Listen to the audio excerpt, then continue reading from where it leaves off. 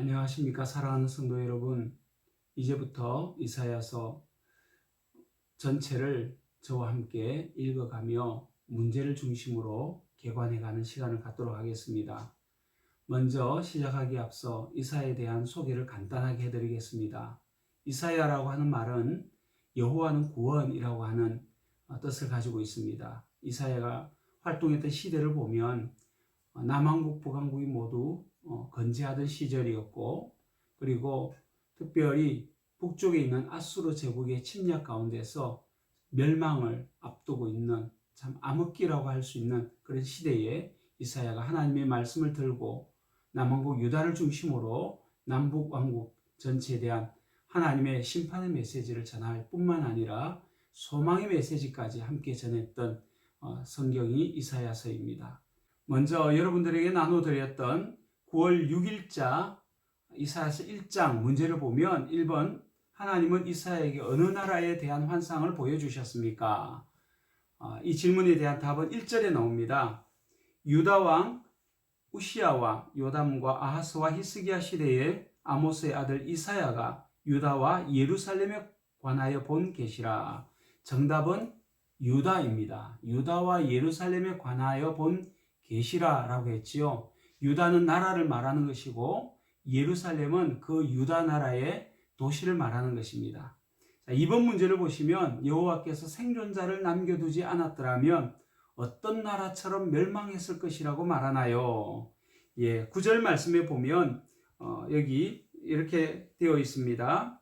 만군의 여호와께서 우리를 위하여 생존자를 조금 남겨두지 아니하셨더라면 우리가 소돔 같고 고모라 같았으리로다. 정답은 물론 소돔과 고모라이지요. 우리가 여기에서 문제만 읽고 끝나면 조금 아쉽지요. 그래서 우리가 문제와 함께 그 사이에 2절부터 9절까지 있는 말씀을 간단하게 한번 살펴보겠습니다. 2절 말씀, 하늘이여 들으라, 땅이여 귀를 기울이라. 여호와께서 말씀하시기를 내가 자식을 양육하였거늘 그들이 나를 거역하였도다. 소는 그 임자를 알고 나귀는 그 주인의 구유를 알건만은 이스라엘은 알지 못하고 나의 백성은 깨닫지 못하는도다 하셨도다. 슬프다 범죄한 나라요 허물진 백성이요 행악의 종자요 행위가 부패한 자식이로다. 그들이 여호와를 버리며 이스라엘의 거룩하신 이를 만홀히 여겨 멀리하고 물러갔도다. 너희가 어찌하여 매를 더 맞으려고 패역을 거듭하느냐. 온 머리는 병들었고 온 마음은 피곤하였으며 발바닥에서 머리까지 성한 곳이 없이 상한 것과 터진 것과 새로 맞은 흔적뿐이거늘 그것을 짜며 싸매며 기름으로 부드럽게 함을 받지 못하였도다. 너희의 땅은 황폐하였고 너희의 성읍들은 불에 탔고 너희의 토지는 너희 목전에서 이방인에게 삼켜졌으며 이방인에게 파괴됨같이 황폐하였고 딸 시온은 포도원의 망대같이 참외밭의 원두막같이 애워싸인 성읍같이 겨우 남았도다. 만군의 여호와께서 우리를 위하여 생존자를 조금 남겨두지 아니하셨더라면 우리가 소돔 같고 고모라 같았으리로다. 소돔과 고모라는 구약 아브라함 시절에 하나님의 그 심판을 받았던 도시이지요. 완전히 지진과 그 화산재 더미에 파괴된 하나의 도시라고 말할 수 있겠습니다. 그것처럼 하나님의 심판에 의해서 지금 유다, 예루살렘 그곳이 이렇게 파괴될 것이다 라고 하는 하나님의 준엄한 심판을 이야기하고 있는 본문입니다. 여러분들이 아마 읽어보셔서 잘 아시는 것처럼 뭐뭐같이, 뭐뭐처럼 이런 말들이 참 많이 나오지요. 이것은 이사야서가 전반적으로 이런 다양한 비유를 또는 상징을 통해서 우리들에게 하나님의 메시지를 전달해 주는데 동일한 하나의 메시지이지만 아주 다양한 문학적 장치들을 통해서 우리들에게 그 상황을 절절하게 전하고 있는 것을 볼 수 있습니다. 이처럼 하나님의 심판은 명확하다라고 하는 것을 여기에서 이야기하고 있습니다. 왜 그런지에 대해서 이제 뒤에 쭉 설명하고 있겠지요. 우리 한번 계속해서 읽어보도록 하겠습니다. 자, 이제 세 번째 문제를 보겠습니다. 하나님은 이스라엘의 어떤 것을 싫어하고 무거운 짐이라고 했습니까? 14절 말씀에 그 답이 나옵니다. 내 마음이 너희의 월삭과 정한 절기를 싫어하나니 그것이 내게 무거운 짐이라 내가 지기에 곤비하였느니라. 너희의 월삭과 정한 절기, 이것은 하나님께서 명하신 제물이고 제사입니다. 마땅히 그리스도인이라면, 그리고 유대인이라면, 하나님을 믿는 백성이라면 행해야 될 바인데, 하나님께서 이것 때문에 부담스럽다, 이것이 싫다라고 말씀하고 있죠. 왜 그런가? 그 이유가 다음 문제에 또 나옵니다. 4번 문제 보시면, 하나님은 이스라엘이 기도해도 듣지 않겠다고 한 이유는 무엇입니까? 정답이 15절에 나오지요.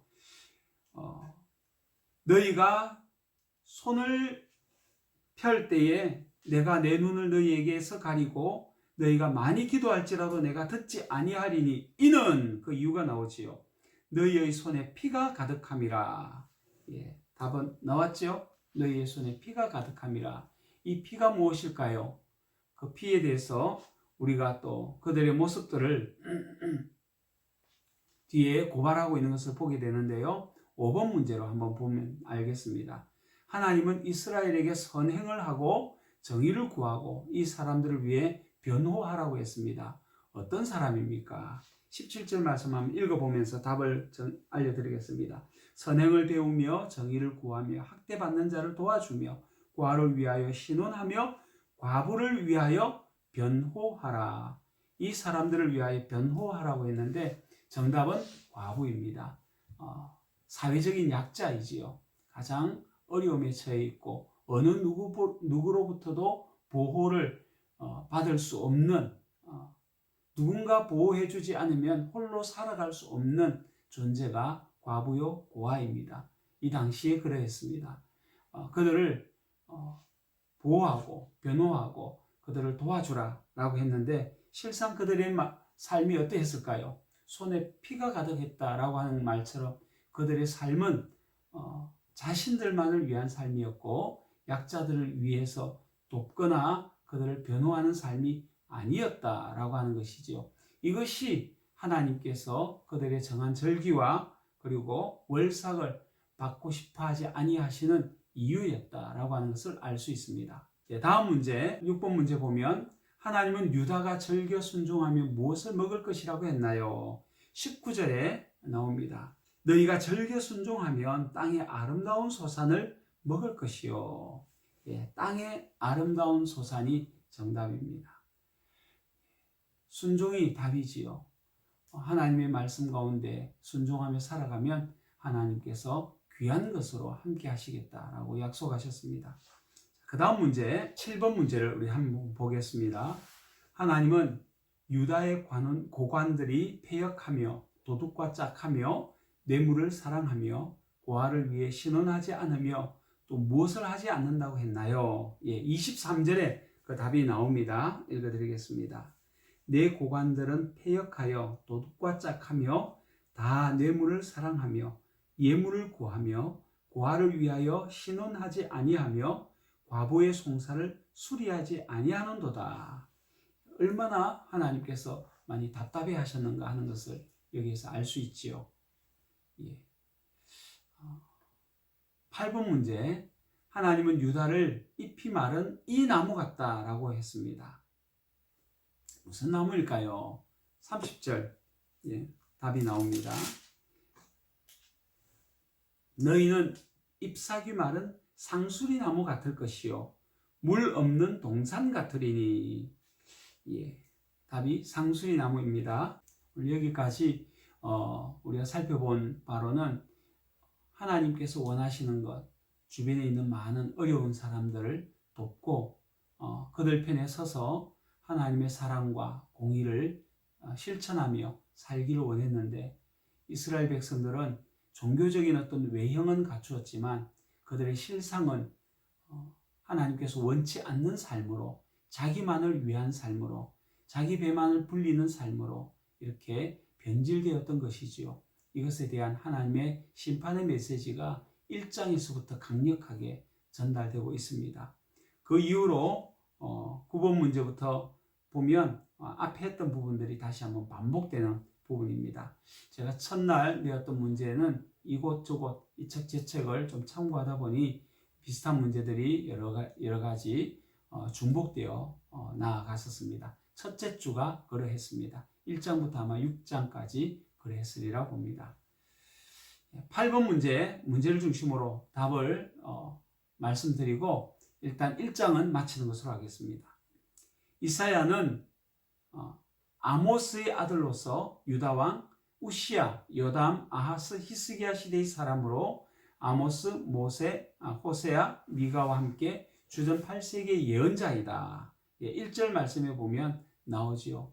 이사야는 아모스의 아들이다 라고 하는 것 아시면 좋겠고, 유다왕, 특별히 남왕국이지요. 우시야, 요담, 아하스, 히스기야 시대에 예언했던 사람이다 라고 하는 정도만 아시면 좋겠습니다.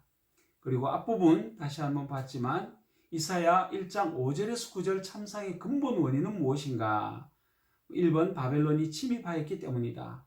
2번 하나님을 버리며 거룩한 자를 만홀히 여겨 멀리 갔기 때문이다. 이사야 왕의 실정 때문이다. 정답은 2번입니다. 4절 말씀 보면 이렇게 되어 있지요. 제가 읽어드렸지만 중간부터 읽어드리면 이스라엘의 거룩하신 이를 만홀히 여겨 멀리하고 물러갔도다. 이것이 이스라엘 백성들의 심판의 궁극적 원인입니다. 하나님을 가볍게 여기고 하나님의 말씀대로 살지 못했던 이들의 모습을 신랄하게 비난하고 있습니다. 네모 안에 적당한 말을 넣어라. 10번 선행을 배우며 정의를 구하며 학대받는 자를 도와주며 고아를 위하여 신원하며 과부를 위하여 변호하라. 17절에 나와 있는 말씀을 중간에 괄호 넣기로 했습니다. 이것으로 1장 문제를 마치도록 하겠습니다. 자, 2장 이제 또 새롭게 한번 보겠습니다. 2장에는 하나님의 회복에 대한 말씀이 앞에 잠시 나오면서 뒤에 또 하나님의 심판의 날에 대한 이야기도 함께 나오고 있습니다. 같이 한번 문제를 중심으로 풀어보도록 하겠습니다.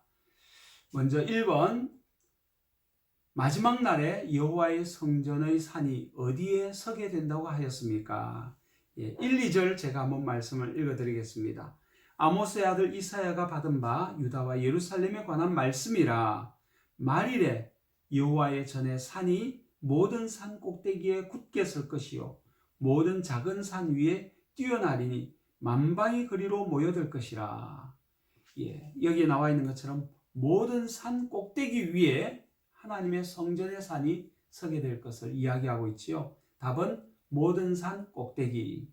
두 번째 문제 보면 마지막 때에 사람들이 칼과 창을 쳐서 무엇을 만든다고 했습니까? 4절 말씀에 하나님의 평화의 나라에 대한 이야기를 하고 있는데요. 4절 말씀 보면 그가 열방 사이에 판단하시며 많은 백성을 판결하시리니 무리가 그들의 칼을 쳐서 보석을 만들고 그들의 창을 쳐서 낫을 만들 것이며 이 나라와 저 나라가 다시는 칼을 들고 서로 치지 아니하며 다시는 전쟁을 연습하지 아니하리라. 하나님의 평화의 시대를 선언하고 있는 말씀이라고 할 수 있습니다. 그럼에도 불구하고 이스라엘 백성들에 대한 하나님의 심판은 계속되고 있습니다. 그것이 5절 이하에 나와 있는데 3번에 그것에 대한 문제가 나와 있습니다. 주님께서 야곱 집안을 버리신 이유는 무엇이라고 말하고 있나요? 6절 이하에 보면 쭉 나와 있습니다. 6절 이하를 쭉 한번 읽어보시면 6절만 읽어보셔도 알 겁니다. 주께서 주의 백성 야곱 족속을 버리셨음은 그들에게 동방풍석입이 가득하며 그들이 블레셋 사람들과 같이 점을 치며 이방인과 더불어 손을 잡아 언약하였습니다. 이방 풍습을 받아들이고 또 이방인들과 동일하게 행하는 이스라엘 백성들의 모습, 왜 그들이 이렇게 행동했을까요? 그 이유는 그들이 이생에서의 삶에 너무 집착했기 때문이지요. 하나님 나라, 하나님의 사명을 잊어버리고 나의 나라, 내가 하고 싶은 일, 또 내가 이루기를 원하는 나의 욕심, 그것에 집중되어 있었기 때문에 그들이 이 땅에서 누릴 아름다운 하나님의 나라를 소망하지 못하는 결과를 얻게 된 것이지요. 예. 그래서 하나님께서 심판이 임하는데 누구에게 임하는가? 4번 문제를 보면 여호와의 날이 임하면 주께서 어떤 자들을 낮아지게 하십니까? 12절 말씀 읽어드리겠습니다. 대저만군의 여호와의 날이 모든 교만한 자와 거만한 자와 자고한 자에게 임하리니 그들이 낮아지리라. 하나님께서 교만한 자, 거만한 자, 자고한 자, 스스로 높이려고 하는 바로 이 사람, 동일한 말들이 계속 반복되어지고 있고 약간 의미가 다르지만 이들을 하나님께서 낮추시리라. 결국 높아지려고 하는 자를 하나님께서 낮추시고 겸손하고 낮아진 자를 하나님께서 높이신다라고 하는 이 불변의 법칙을 여기에서도 말씀하고 있습니다. 예, 5번에 2장 1절에서 5절 이 암시하는 바는 무엇입니까? 정답은 2번인데요. 2번 답만 읽어드리면 하나님은 예루살렘을 세계 질서의 중심지로 생각하고 계신다. 하나님은 한 번도 예루살렘이나 이스라엘 민족들을 위한 하나님만으로 존재하기보다는 세상 전체를 향한 하나님으로 존재하기를 원하셨던 것입니다. 6번 문제를 보면 하나님이 야곱을 버리신 까닭은 나와 있는데 6절 이하의 문제입니다. 그들에게 동방풍속이 가득하고 점을 치고 또 이방인과 더불어 손을 잡아 언약했고, 네 번째로는 자기 손으로 만든 것을 공경하며 절하며 굴복하였기 때문이다 라고 이야기합니다. 이상으로 우리가 2장 문제를 쭉 살펴보았는데요. 하나님께서 정말 싫어하시는 것 22절 말씀 하나 읽고 마무리했으면 합니다. 너희는 인생을 의지하지 말라. 그의 호흡은 코에 있나니 새말 가치가 어디 있느냐. 예. 혹시 지금도 사람들에게 기대하고 사람들로부터 무엇인가 되었으면 좋겠다라고 말하시는 분이 계십니까? 하나님 외에 우리가 의지할 분이 안 계시다라고 하는 것, 없다는 것 기억하고, 하나님께서 사람을 움직이시고 하나님께서 환경을 움직이시고 하나님께서 우리의 미래의 꿈들을 이루어 주시는 것을 믿고 하나님만을 바라보며 살아가는 멋진 삶이 이어지시기를 축원합니다. 다음 3장으로 넘어가겠습니다. 3장은 총 6문제가 나와 있네요. 6문제를 중심으로 또 3장을 한번 읽어가 보도록 하겠습니다. 1번 문제를 보면 여호와께서 유다가 의지하는 용사, 전사, 재판관, 선지자 등의 모든 것을 없애버리고 누구를 세워 나라를 다스리게 하신다고 했습니까? 3장은 예루살렘의 멸망에 대한 선지자 이사야의 메시지가 나와 있습니다. 3장 1절 말씀에 이렇게 나와 있습니다. 보라, 주 만군의 여호와께서 예루살렘과 유다가 의뢰하며 의지하는 것을 제하여 버리시되 곧 그가 의지하는 모든 양식과 그가 의지하는 모든 물과 용사와 전사와 재판관과 선지자와 복술자와 장로와 50부장과 귀인과 모사와 정교한 장인과 능술한 요술자를 그리하실 것이며 라고 이렇게 이야기를 하고 있지요. 그리고 4절에 오늘 말씀이 나오고 있습니다.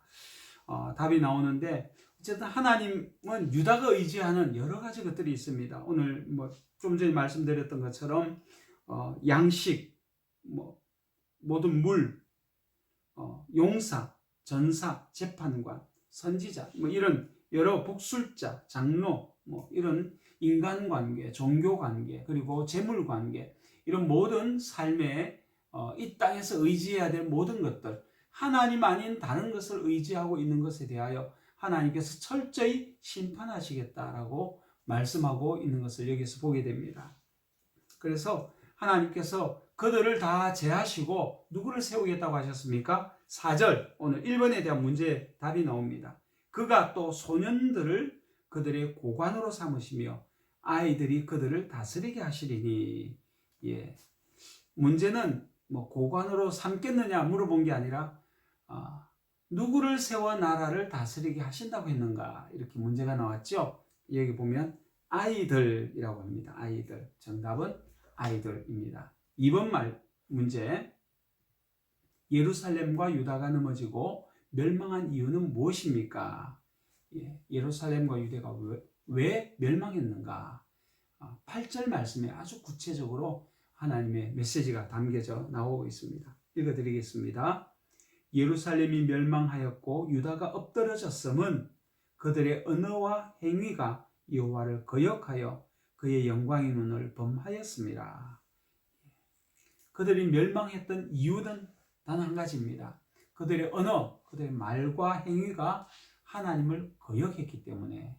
정답은 말 또는 언어와 행위가 하나님을 거역하여서 라고 이렇게 쓰시면 될 것 같습니다. 3번 문제를 보시면 악인들은 화가 있게 될 것인데 그들은 무엇 때문에 보응을 받게 됩니까? 라고 말하고 있지요. 11절 말씀 보시면 하나님께서 악인들을 왜 심판하시는지에 대한 이유가 명확하게 나와 있습니다. 악인에게는 화가 있으리니 이는 그의 손으로 행한 대로 그가 보응을 받을 것이니라. 그의 손으로 행한 대로, 이것이 성경이 제시하고 있는 답입니다. 그래서 정답도 그의 손으로 행한 대로 또는 자기들이 행한 대가로, 이렇게 얘기하시면 되겠죠.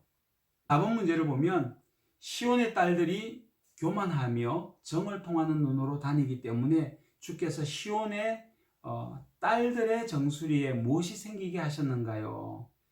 17절 보면 그러므로 주께서 시온의 딸들의 정수리에 딱지가 생기게 하시며 여호와께서 그들의 하체가 드러나게 하시리라.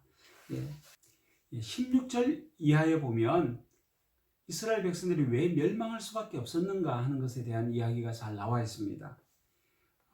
그곳에 보면 이스라엘 백성들의 삶이 아주 조목조목 고발되고 있는데요. 간단하게 말씀드리면 문제에도 나옵니다. 뛰어넘어서 6번 문제를 먼저 풀면은 이스라엘 여인들의 교만한 모습, 이런데 꼭 여인들만 얘기하는 것은 아닐 겁니다. 16절 말씀 보면 정을 통하는 눈으로 다니고 아기작거려 걸으며 발로는 쟁쟁한 소리를 낸다 하신도다. 그래서 정수리에 딱지가 생기게 하겠다라고 말씀하고 있지요. 뿐만 아니라 18절에 주께서 그날에 그들이 장식한 발목고리와 머리에 망사와 반달 장식과 귀고리와 팔목고리와 얼굴 가리개와 화관과 발목 사슬과 띠와 향압과 호신부와 반지와 코고리와 예복과 겉옷과 목도리와 손주머니와 손거울과 세마포과 머리수건과 너울을 제하시리니. 참 외적인 것에 지나친 관심을 가질 뿐만 아니라 주변에 어렵고 힘든 사람이 죽어가고 있고 먹지 못해 신음하고 있는데 그들의 소리에는 귀를 기울일 생각도 하지 않고 치장하는 것에 지나칠 정도로 관심을 가질 뿐만 아니라 그 모든 치장들이 무엇과 연결되어 있는가 하면 종교적인 의식과 연결되어 있습니다. 여기 보면 반달, 장식 이런 부분들이 나오죠. 이런 부분들을 보면 우리가 알 수 있는 것처럼 이들이 혼합 종교의 영향을 받고 그들의 삶의 자리, 문화라고 할 수 있는 장식품 안에 그것이 반영되어 있는 것들을 보게 됩니다. 이것처럼 이스라엘은 철저히 그들의 삶의 자리에 하나님이 배제되어 가고 있고 자기 만족에 취해 살아가고 있는 모습들을 보게 되지요. 그래서 6번 문제를 답을 말씀드리면 느린 목, 정을 통하는 눈, 아기작거려 걷는 걸음, 쟁쟁한 소리를 내는 발, 머리, 목, 눈, 걸음, 발 모든 것이 다 하나님과 관계없이 살아가고 있었습니다. 5번 문제를 말씀드린 8절을 참고하시면 답을 알 수 있습니다. 예루살렘이 멸망하였고 유다가 엎드러졌으면 그들의 언어와 행위가 여호와를 거역하여 그의 영광의 눈을 범하였습니다. 이상으로 우리가 3장 마치도록 하겠습니다. 끝으로 말씀을 드리면 저와 여러분의 삶 속에는 이 유다를 향한 하나님의 심판의 메시지를 들으면서 내 삶 속에 하나님과 멀어져 있는 부분들은 무엇이 있는가 돌아볼 수 있는 시간들이 되었으면 합니다. 감사합니다.